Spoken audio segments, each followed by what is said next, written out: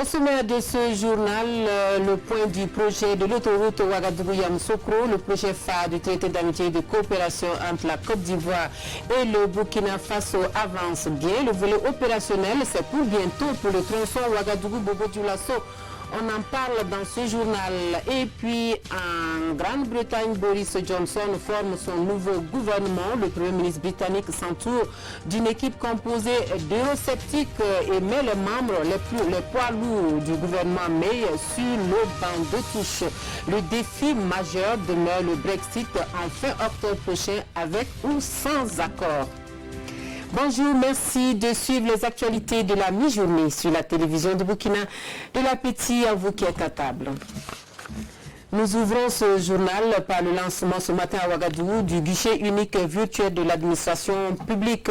Il s'agit d'une plateforme web qui permet aux usagers de disposer d'informations et de documents administratifs officiels sans être obligés de se déplacer. C'est la politique de dématérialisation de l'administration publique qui se poursuit. On voit cela avec Omar Zombri. L'administration publique burkinabé désormais à portée des doigts.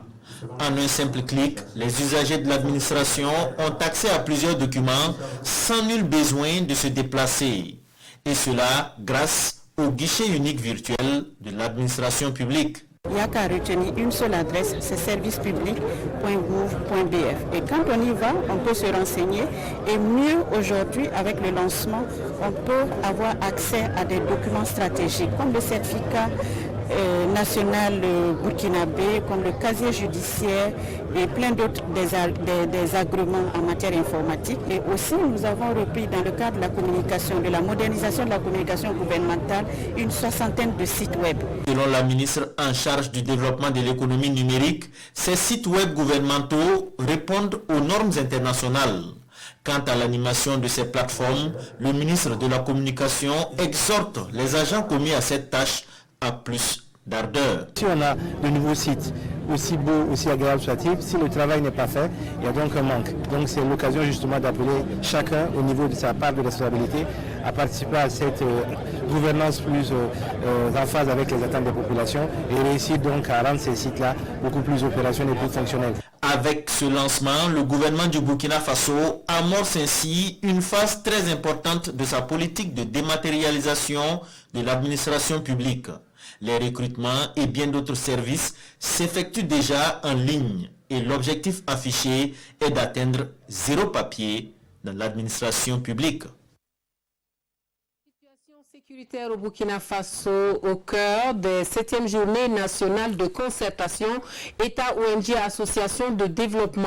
Il est surtout question de la poursuite des actions de développement tout en recherchant des stratégies pour la pérennisation de l'offre et des finances. Au programme de ce cadre de concertation tenu les 16 et 17 juillet dernier, 2 communications sur la thématique principale. Des précisions avec Pascal Kani. Membres du gouvernement, gouverneurs des régions, ONG et associations de développement se concertent sur le meilleur partenariat possible pour contribuer efficacement au développement du Burkina Faso. Nous sommes à la 7e édition des Journées nationales de concertation, une rencontre instituée par la Direction générale de la coopération afin de permettre aux acteurs de développement de se parler. Cette année, la journée de concertation est dominée par des échanges sur la question sécuritaire. Les ONG et associations de développement constituent des acteurs majeurs, fortement impliqués dans le développement de notre pays. Il est donc nécessaire d'associer de façon efficace et efficiente l'ensemble de ces acteurs à l'édification de la nation. À l'issue de cette journée, les participants formulent des recommandations à l'endroit du gouvernement pour un meilleur accompagnement des ONG et associations de développement sur le terrain de développement. Leur travail implique une présence active et effective sur le terrain, à travers donc, le territoire burkinabé. Donc il était bon que le gouvernement et les ONG puissent se retrouver pour discuter et regarder ensemble et dégager les stratégies pour continuer donc à mobiliser les ressources financières pour que ce travail effectivement puisse se poursuivre, mais aussi pour pouvoir prendre des dispositions pour encourager et encadrer donc ces acteurs de la paix qui ne peuvent pas se transformer en agents de sécurité parce qu'ils sont donc des acteurs de la paix et comment est-ce que nous pouvons les accompagner le plus efficacement possible. C'est donc avec un nouveau contrat que les acteurs de développement repartent sur le terrain de la lutte contre la pauvreté. Rendez-vous est pris pour la 8e édition de la Journée nationale de concertation pour les éventuels réglages de ce partenariat pour le développement. C'est le projet phare du traité d'amitié et de coopération entre la Côte d'Ivoire et le Burkina Faso. Le projet de l'autoroute Ouagadougou-Yamoussoukro, la partie burkinabé longue de 533 km, va entamer bientôt son volet opérationnel. Les études étant achevées sur le premier tronçon Ouagadougou-Bobo-Dioulasso, le coût de ce tronçon est estimé à plus de 800 milliards de francs CFA et le financement est assuré par la Chine. Le second tronçon Bobo-Dioulasso, frontière de la Côte d'Ivoire, est encore dans la phase étude. Grâce à un financement de l'UEMOA, l'autoroute est attendue dans la capitale économique burkinabé au plus tard en 2025. Moussa Ouedraogo Draman Guéné nous font le point complet. C'était en 2009, une vieille idée se matérialise. Le projet de l'autoroute Ouagadougou-Yamoussoukro. Lors du tout premier TAC, Ivoiriens et Burkinabés décident de relier leur capitale par une autoroute. Le projet sous-régional vient alors de recevoir un coup d'accélérateur. Chaque État doit joindre sa capitale à la frontière. Le Burkina doit alors construire 533 km d'autoroute. Le projet est lourd, l'État procède par étapes. La première, le tronçon Ouagadougou-Bobo, long de 333 km, dont les études techniques sont achevées. Études environnementales, sociales et même financières. Il faut un peu moins de 800 milliards de francs CFA pour relier Ouaga à Bobo. La Chine populaire est prête à délier les cordons de la bourse. C'est une entreprise chinoise qui est donc pressentie pour faire les travaux sur financement de l'État chinois. Donc dans cette phase-là, nous avons engagé bien entendu la première phase qui consiste à faire l'évaluation technique avec l'entreprise, qui est venue à plusieurs reprises avec des experts, à 3 reprises, pour faire des levées sur le terrain, des documents complémentaires. Nous avons discuté avec eux à plusieurs rencontres pour nous accorder sur les aménagements à réaliser et qui ont donc abouti à la signature d'un certain nombre de documents. En attendant les fonds, le tracé du premier tronçon est fait en novembre 2017. Pour un bon suivi, le tronçon est subdivisé en 3 phases. Ouagadougou-Koudougou, Koudougou-Boromo et Boromo-Bobo-Dioulasso. La prochaine étape, c'est la libération de l'emprise pour le démarrage du chantier dans quelques mois. Si les choses se passent très bien et qu'on arrive à mettre un financement en place d'ici début 2020, en fait, on a en gros 4 ans et demi, 5 ans pour arriver à Bobo-Dioulasso. Nous parlons de ce délai un peu large parce que, justement, quand on engage la libération de l'emprise, c'est la phase où nous maîtrisons difficilement les délais. Parce que c'est des négociations avec des personnes et qui doivent donner leur accord. Quand ils n'ont pas leur accord, il faut engager notre procédure, souvent en justice. Et c'est ça qui fait que ça peut prendre beaucoup de temps et qui souvent fait basculer les délais par rapport à nos prévisions. À la fin, il faut entamer le dernier tronçon, celui de Bobo-Dioulasso, frontière Côte d'Ivoire, long de 200 km. Là, le financement des études techniques est acquis. Le consultant doit livrer ses résultats dans 2 ans.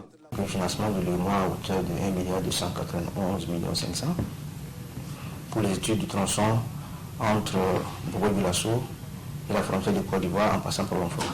Les études ont commencé depuis le 14 janvier 2019 et le consultant a déjà déposé un rapport préliminaire dans lequel il a analysé les différentes possibilités de tracé qui ont fait l'objet d'analyse la semaine dernière à Bobo, par un atelier. De l'autre côté de la frontière, les machines sont déjà sur le terrain. Les Ivoiriens avancent bien, mais le Burkina n'est pas à la traîne. Juste un petit retard qui sera vite rattrapé.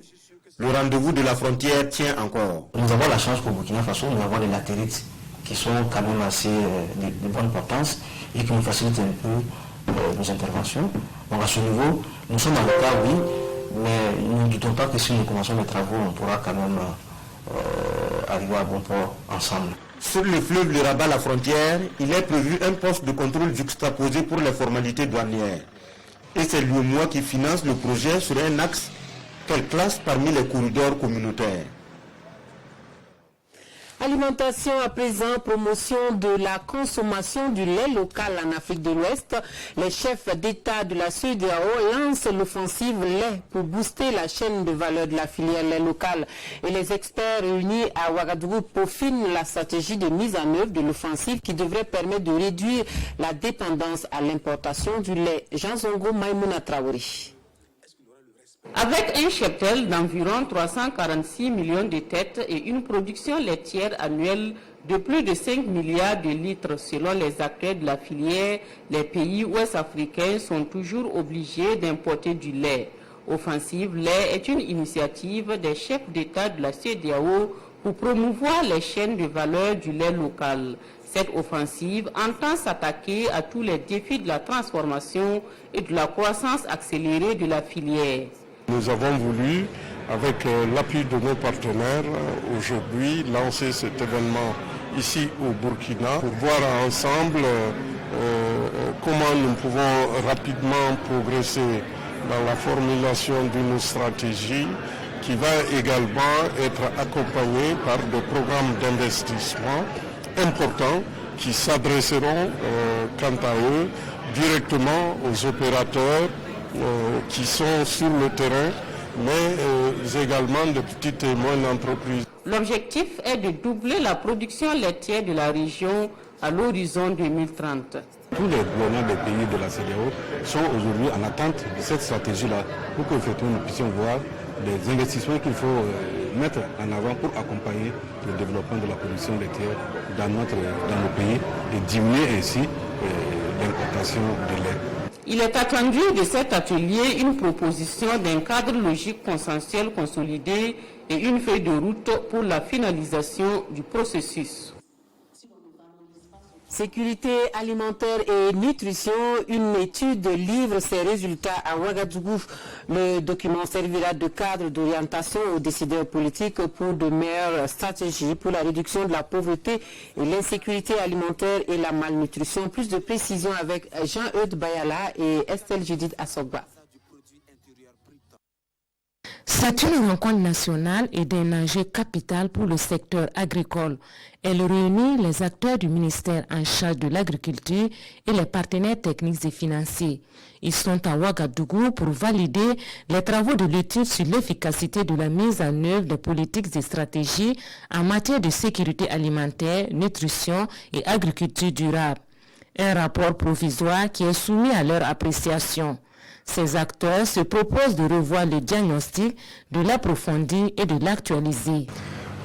Les diagnostics aujourd'hui, qui s'inscrit donc dans un partenariat entre le Burkina Faso, la FAO et l'Union européenne, visent à nourrir la réflexion, le dialogue pour permettre une amélioration de l'efficacité des politiques dans la sécurité alimentaire et nutritionnelle, donc d'inciter à travers des recommandations, des réformes pour l'optimisation des ressources de l'État, sur des questions comme la décentralisation, la répartition des activités entre les différents ministères, pour avoir des résultats tangibles sur le terrain en matière d'augmentation des indices de sécurité alimentaire et nutrition. C'est un document de plaidoyer consensuel qui est donc attendu. Un document qui devrait permettre une meilleure orientation des ressources en vue de la réduction de la pauvreté, de l'insécurité alimentaire et de la malnutrition au Burkina Faso. Mais avant, ces acteurs vont discuter sur les principaux facteurs de l'insécurité alimentaire, de la malnutrition et de la pauvreté. Ils vont aussi procéder à l'identification des domaines prioritaires pour un soutien intensifié et un impact accéléré des politiques agricoles.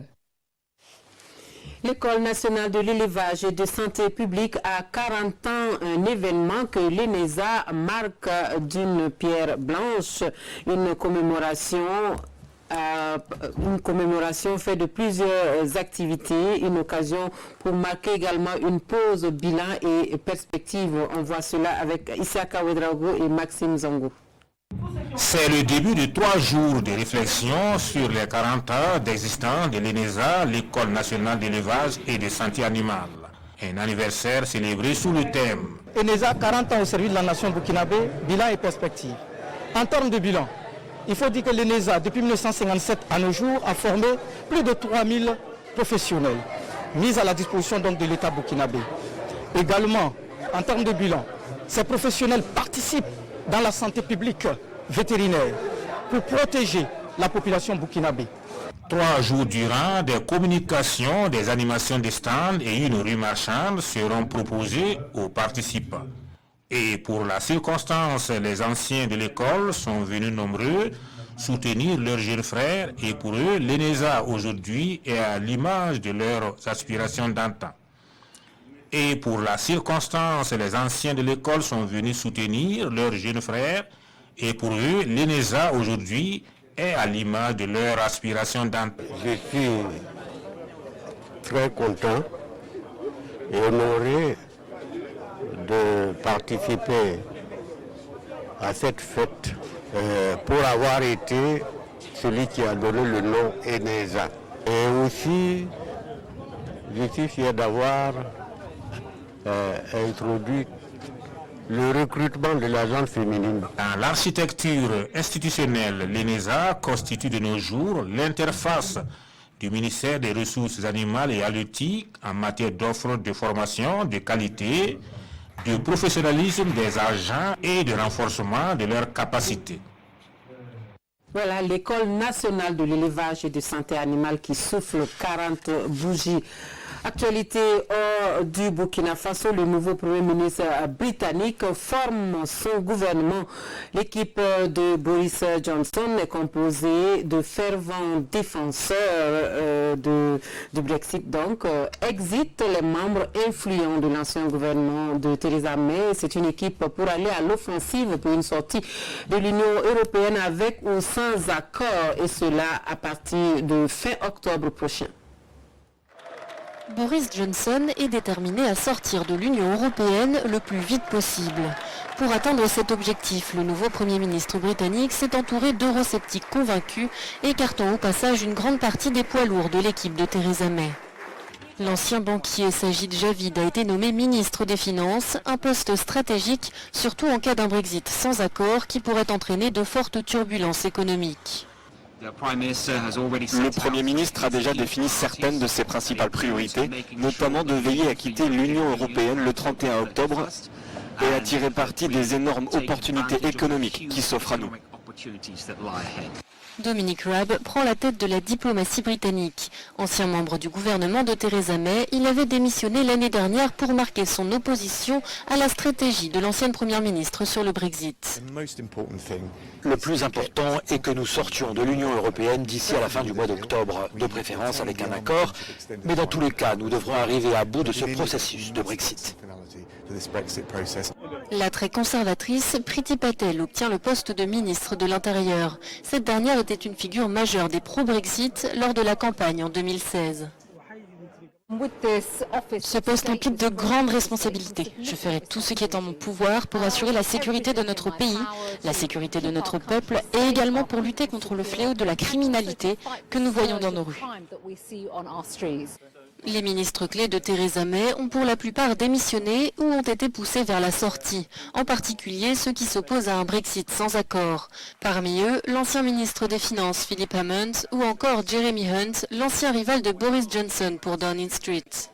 Mais même certains des ministres les plus pro-Brexit ont été limogés, comme Liam Fox ou l'ex-ministre de la Défense Penny Mordaunt. Et pour refermer ce journal, la lecture croisée des quotidiens burkinabais, les parutions de ce jour qui dressent le portrait du tout nouveau sélectionneur des talons et qui commente le rejet du recours du général Gilbert Diendéré. La revue de presse avec Aimé Solange Digma. Requête des avocats du général Diendéré, le Conseil constitutionnel rejette le recours, indique l'observateur Palga. Celui-ci estime que le recours du général Diendéré Gilbert est recevable mais mal fondé, précise le quotidien. Ce recours, introduit aux fins de déclaration d'inconstitutionnalité de l'article 67 du Code pénal ancien, avait conduit à une suspension de la série des plaidoiries jusqu'au 29 juillet en attendant la décision de la haute juridiction, explique aujourd'hui au Faso. Il pourrait désormais se voir appliquer l'article tant redouté, soutien Sidoya, qui signale par ailleurs que le chef d'état-major adjoint de l'armée de terre du Niger, le général Oumarou Gazama, est désormais le nouveau commandant du G5 Sahel. Nouveau sélectionneur des étalons seniors, Kamou Malo au pied du mur, indique le quotidien. Qu'en pense le public? Satisfaction et scepticisme des Burkinabés notent le quotidien. Pour certains sportifs, Kamou Malo a la personnalité et la carrure pour diriger les étalons et connaît bien le football burkinabé. Mais pour d'autres, il manque de références internationales. Ce n'est pas pour autant qu'il faut lui donner un salaire de misère, soutiennent certains supporters qui espèrent dans l'observateur Palga qu'il bénéficiera des mêmes conditions qu'un expatrié. Il salue par ailleurs la fédération pour ce choix. Un choix qui valorise l'expertise locale selon l'Express du Faso, mais qui laisse perplexe d'après Aujourd'hui au Faso. Quoi qu'il en soit, rétorque ce journal, le nouvel homme fort des étalons devra reconstruire une équipe érodée par la vieillesse, plombée par la relative pauvreté de son potentiel, ou plutôt désabusée par une équipe fédérale qui n'aura pas su préparer la relève. Cela débute en novembre prochain avec la première journée des éliminatoires de la CAN Cameroun 2021, conclut ce journal.